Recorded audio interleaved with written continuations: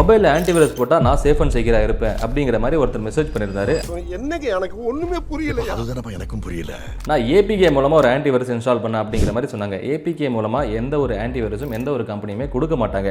In case நீங்கள் ஒரு மொபைலில் ஒரு ஆன்டிவைரஸ் போட போகிறீங்க அப்படின்னா ஒரு தேர்ட் பார்ட்டி சைட்லேருந்து எப்பவுமே நீங்கள் டவுன்லோட் பண்ணாதீங்க. நீங்கள் சிம்பிளான ஒரு எக்ஸாம்பிள் சொல்கிறேன். இன்றைக்கி நார்டன் ஆன்டிவைரஸ் எடுத்துக்கோங்க, பிட் டிஃபெண்டர் எடுத்துக்கோங்க, அப்புறம் ஈசெட் நோட் 32 இருக்குது, K7 ஆன்டிவைரஸ் இருக்குது. அதுக்கப்புறம் நிறைய ஆன்டிவைரஸ் நேம்ஸ்லாம் நான் சொன்னேன் தெரியுங்களா. இது எல்லாமே அவங்களுடைய ப்ளே ஸ்டோரில் மட்டும்தான் இருக்கும். அண்ட் ஒரு லிங்க் கொடுத்து அது மூலமாக தான் உங்களை டவுன்லோட் பண்ண சொல்லுவாங்க.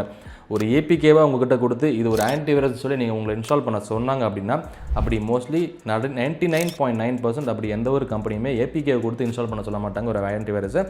இன்கேஸ் நீங்கள் உங்கள் சைடில் சேஃப் அண்ட் செக்யூராக இருக்கும்னு நினச்சிங்கன்னா ஆன்டிவைரஸை ப்ளே ஸ்டோர்லேருந்து டவுன்லோட் பண்ணுங்கள், ஆப் ஸ்டோர்லேருந்து டவுன்லோட் பண்ணுங்கள். இந்த மாதிரி ஏபிகே கொடுத்து நீங்கள் டவுன்லோட் பண்ணுறீங்கன்னா உங்கள் மொபைலில் நீங்களே ஒரு சைபர் கிரிமினலுக்கு இந்தாங்கன்னு சொல்லி ஒரு டோராக ஓப்பன் பண்ணி கொடுக்குறீங்க. இந்த மாதிரி சைபர் செக்யூரிட்டி தெரிஞ்சுக்க மறக்காம சைபர் வச்சுன்னா சப்ஸ்கிரைப் பண்ணிக்கோங்க.